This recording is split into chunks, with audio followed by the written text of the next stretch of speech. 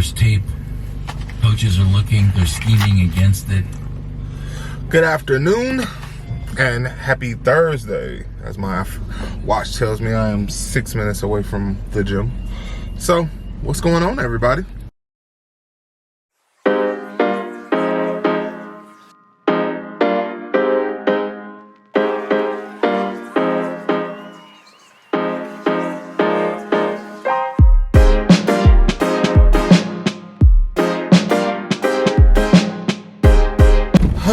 Guys, I got a story for y'all. If y'all don't follow my wife on Instagram, if you follow my wife on Instagram, you probably already know this story. But if you don't follow my wife on Instagram, got a great story for you. And even if you do follow her on Instagram, I'm gonna give you some deeds. So, as y'all know, my wife left for New Orleans early on Tuesday morning to go see Mrs. Carter, Miss Beyonce. She enjoyed the Tampa show so much that she decided she was going to get on a plane and fly to New Orleans with her friend and go see Beyonce. Sounds great, right? So, a little more insight here. So, if you guys did watch the Tampa vlog, you guys know I went down there. Me and Cece, it was supposed to be like a couple's trip. It was supposed to be her friend and her husband, and then me and her go down there, and Cece and her friend were gonna go to the concert. Her friend and me, husbands, we're gonna find somewhere to hang out, and while they was at the concert, come back and get them. Boom, fast forward a little bit down the line, her husband, some stuff came up for work, and he could not make the trip. Mind you, I had already paid for the trip. I used some mileage, some free miles that I needed to use anyway. So I was like, it's cool. I'll go down there. Had some points. So I'm like, it's cool. It's basically a free trip for me. So I'm gonna still go. Get down there, literally, probably like 30 minutes before it's time for me to take them to the concert. I'm like, I wonder how much a ticket it costs. Mind you, they paid like $400 for their tickets to go to this concert. I get down there, I'm looking at prices, and it was at that time, it was like $100 for the seat area I was sitting at. It wasn't too far away from where they got their seats at. It's like $100. I'm like, all right, cool. Get closer to the stadium, and I just was like, the reason why I was even looking is because the resort is the hotel in which we were staying at was about 45 minutes away, about 35 to 45 minute drive from the concert. So I would have had to fight through traffic, get back to the hotel, just to drive back to the show, to fight through all that traffic to find them. So I drop them off. Still haven't decided that I'm going to the show. Dropped them off. I'm like, I might go, I might not. I go out, I'm going to look to see if I can find somewhere to park. Ticket dropped down to like $65. I end up getting a ticket with fees and all, like $85 or something like that. And I'm literally like not too far from where they're seating at. So I'm like, fuck it, I'll go. The parking dude, they literally was $85 all around, because it was supposed to be like $40 for parking. But it was an old dude who didn't really know how to use the tap, and his machine wasn't working or whatever. And yeah, so I parked and everything. So I went to the Beyonce concert in Tampa. As you guys seen, $85 on my ticket. That's where they got this brilliant idea that they were going to fly to New Orleans with no ticket, and the prices were going to drop. This is what they said. They're going to wait just like I did, and the prices were going to drop. I have my reservations about this, but I'm like, all right, y'all go for it. Have a great time. So about 5 days, when they had this plan, they formulated, they thought it out, they found airplane prices, good ticket price, good hotel price, boom, they going. I'm like, okay. So I start monitoring the prices for them as far as the seat goes. And it was like I want to say like Sunday, the prices were sitting there like, you get like a seat for like $175. which is not what they didn't want. They don't want to pay $175. They want to get like what I got. And that's what they were going for. So come Monday of this week, the prices surge, guys. I mean, like, they go from like $175 for a ticket again to they go up to like $350. And I text Cece, I'm like, Cece, babe, these tickets then went up in price. They're not coming down, they going up in price, getting closer to shutting. She's like, oh, maybe they just trying to get some last minute stuff. I'm like, okay, all right. So it's Monday, price still sitting at $350. Tuesday, price still sitting at $350. Wednesday, show day, yesterday, prices still holding at this price at $350 for the like highest seats. It's like $350. And they're not moving. They're not moving. So I'm texting her. I text her like probably like 1. I'm like, hey, these prices still ain't coming. She's like, we know, we just hope we already locked in. We're gonna be like, if we gotta go and wait, and after the show starts, we'll get our tickets. I had even told her like I was a little salty at myself because I could have got the ticket for even cheaper in Tampa, because I checked it once I got to my seats, and I could have got a ticket for like $40 in Tampa. Mind you, this is Tampa. This is not Louisiana. I mean, New Orleans. It's Tampa Bay. It's not even probably like the 3rd biggest city in this state as far as hypeness goes. So I'm like, all right, babe. So it's now they out getting shots. They out at the bar. She's like, we out eating dinner. Our Uber's here. It's like 7. It's like probably like 10 minutes before the concert starts. These prices have still not come down, guys. So now they are now we 10 minutes after the show, and now they getting nervous because these prices are not only are they not coming down, but the prices that are on the site are selling. The tickets that are on the site are selling. Boom, and they selling fast. And I text her, I'm like, what's your plan B? So now I'm getting mad. She's like, I guess we're gonna pay the $300. Now I'm mad. Now I'm getting a little pissed because I'm like, you told me you was going down here, and if you couldn't get the seat, you was just gonna chalk it. But now they done made their way down here. They sitting outside the Superdome and cannot get seats. So we texted a little bit more, and I was a little salty when she said that, but I'm like, whatever, man.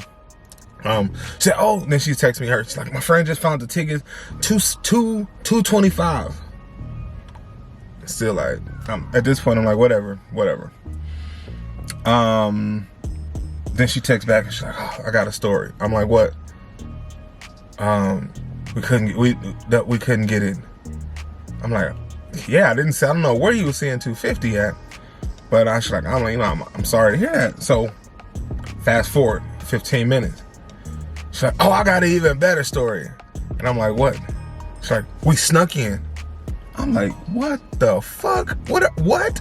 I literally text, like, I'll put it on the screen what I text. And yeah, she calls me this morning to tell me the story, because by the time they left the concert, it was like, I was already in bed. I got the kids at the house. I got Queese. I'm already in the bed. I'm like, yeah, tell me in the morning. So she calls me this morning. The tickets that they saw for the 2:30, the tickets that they saw for 2:30 was actually for the Kansas City show. They bought these tickets, y'all. They bought these tickets, and they were getting a deal that they would found these last minute Beyonce tickets where every other site was sold out. Somehow they thought they was buying these tickets, and they like talked to like the people at the stands, and they was just trying to play it off like, oh, we don't know why the ticket wouldn't scan. So the people sent them down to the booth. They didn't want to go talk to them because they knew that they were going to get called out. So they found this old man and plotted on him basically to go to the scan.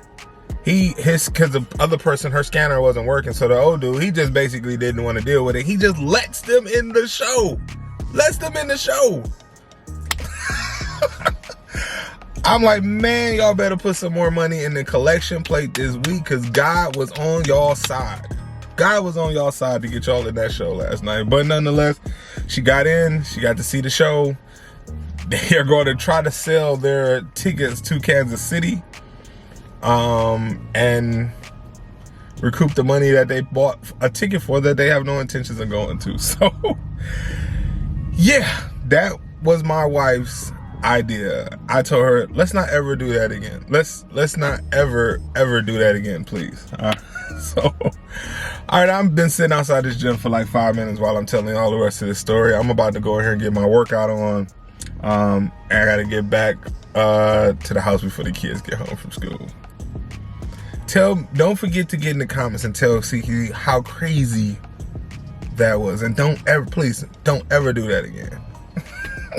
She literally had people, like I said, if you follow her on Instagram, she literally had people like, oh my God, you down there with no tickets, what are you doing? It's funny because it worked out, and she was literally like, this gotta work out because I don't want to hear Mark's mouth, because she was definitely getting a mouthful. I was like, anyway, I am out. All right, we back at home. And most of y'all know I'm a very active, present husband, active and present dad, active and present, just overall person when it comes to keeping the household rolling. Alexa, pause, mute. Anyway, so y'all know I'm a pretty much I keep things moving. I'm not your normal dad or whatever, or stereotypical dad or husband. I don't be like, oh, that's a wife thing. Like, the wife don't only cook. Like, we are very gender neutral. There's no gender roles in this household. But this one job is definitely Cece's job.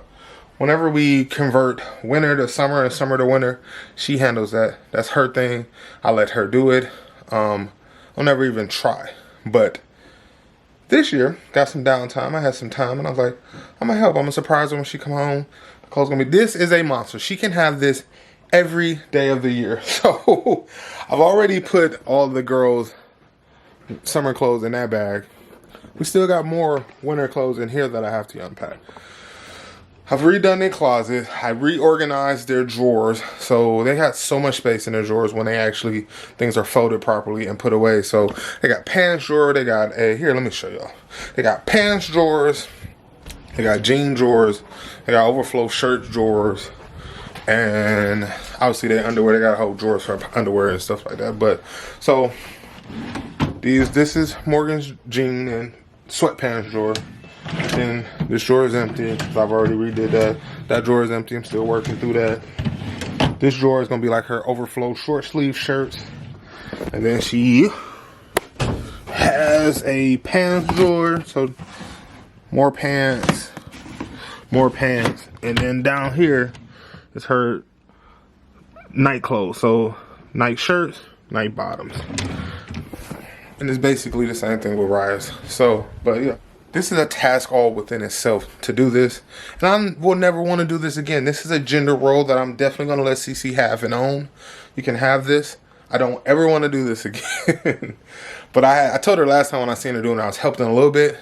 Because when we converted last time, I helped in the beginning. And I was like, oh yeah, you got this. So I was going to surprise her and do it all myself this time. Whew. But yeah, so that's on the agenda to get this finished up tonight. Cece is on her way home this evening. She won't be home. The kids will be asleep. I'll probably hang around and stay up for her to get home, maybe. She's not supposed to land. She don't land in Cleveland until midnight. And then they got to get on the train to the car. She got to go drop her friend off. Then she'll be home. So she's going to be home. It's going to be close to like 1:30 in the morning when she gets home. So, and I got an interview in the morning, y'all. I know. Another interview in the morning. I got another interview in the morning with a company. That's at 11 a.m. And then that company y'all saw me talking to yesterday, which this is actually a job that I do actually want. I have my second interview with them on Monday. So wish me luck there. All right. Let's get these clothes taken care of, I guess, y'all. Got some work for me? Let me see.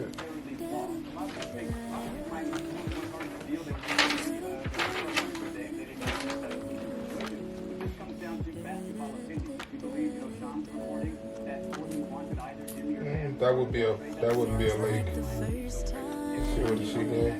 The subject is like a person or something that is going on. You heard me describe this to Mariah yesterday. Remember when we were just talking about subject and predicate yesterday. So like here, like you put, like this is Sally and Jim are the subject. So you know the predicate would be whatever they're doing. So we know that they drove around town in a golf cart. So who drove around town in a golf cart? Morgan and Mariah drove around town in a golf cart. Then who would be the subject? Yeah, so that can't be predicate. This missing thing is the subject. Yeah, so this screamed loudly and ran out the door. Morgan screamed loudly and ran out the door. So we're missing the subject. Okay, climbed up the tree. No, the subject is missing here. How are you? What are you missing here? How are you missing all this? Go down here and write me some sentences off of that.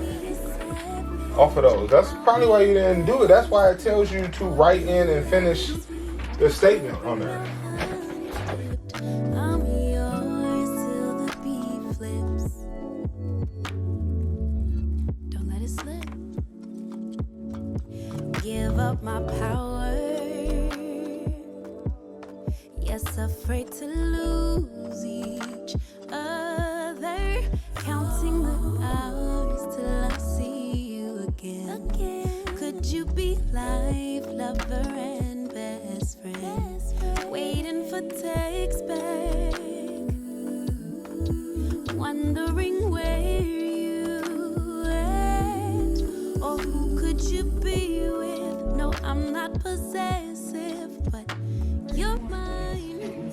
I sing. Alexa, mute. I sing loudly in the shower. So what's the subject there? I And what would be the predicate?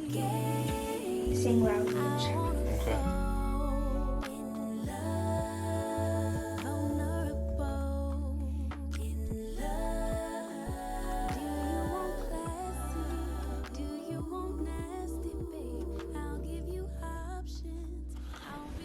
All right, y'all. Good morning. September 29th. So, as you guys hear, house is completely quiet. That includes no wife. CC, I'm going to give you guys this quick story and I'm going to get this vlog posted for y'all. And then I'm going to get ready to enjoy my anniversary weekend. I actually got to get ready for an interview too here in about, it starts at 11:30. So right now this time when I'm recording this is 9 a.m. So I got about 2.5 hours, 2 hours to, a little over 2 hours to get ready for this interview. I'm pretty much ready though. She was an interview I was supposed to have yesterday, but she rescheduled. So anyway, CC texted me yesterday. Her flight was supposed to leave New Orleans at 6 p.m. She was due to arrive back in Cleveland at about, I think she's supposed to get landed like a little after midnight. She texts me frantically at like 5:30 saying that she is still 10 minutes away from the airport and her plane is boarding. So, needless to say, she did not make that flight. She got to the airport, got on the standby list to fly from New Orleans to Charlotte, then Charlotte back to Cleveland. They got to her name on the standby list. Like I told you guys, she's with a friend. They called her up to get on the plane. They said, hey, we have one seat available. What do you want to do? Of course, she did not leave her friend, even though her friend told her, go home, be with your kids and your husband. I would not have wanted her to do that. I do not want to be in a city alone by myself. So she was like, no, I'm not going to do that. So she got on another standby flight because she was recommended by American Airlines to just get out of New Orleans because there was a lot of people who ran into that. I guess they got caught in like got stuck behind a major car accident on the highway. So it was a bunch of people that missed that flight because she tells me that they departed for the airport at like 4 o'clock and it was only a 15-minute ride. It ended up taking them like an hour and 45 minutes to get there. That's how bad the accident was. So there's a bunch of people she said was stuck in this accident, and they're gonna be, if she stayed in New Orleans, because the lady recommended she get out of New Orleans, so they got on the plane to Dallas. She's like, if you stay in New Orleans, you can go through the same rigorous process tomorrow, but we're gonna keep putting you on standby flights, and hopefully you get on the flight. If we get you to Dallas, they're not running into this issue, and we know you'll get home in the morning. So her and a friend caught a flight from New Orleans to Dallas. They spent the night in Dallas airport at like one of those little cubby things that you pay for. I think they call them like, I forget the exact word for them, but they spent the night in there. And now she got on a flight. She called me at like 6:45. Her plane leaves at like 7:10. And she is on her flight, headed back to Cleveland. So that girl, whoo, all I can say is, all I told her was, I hope Mrs. Carter was worth it, because it's a lot of shit you did. So anyway, y'all, I'm about to quickly edit this video, get it up for you guys. I'll see you guys on Monday with the weekend recap. Happy anniversary, Mrs. Bradley.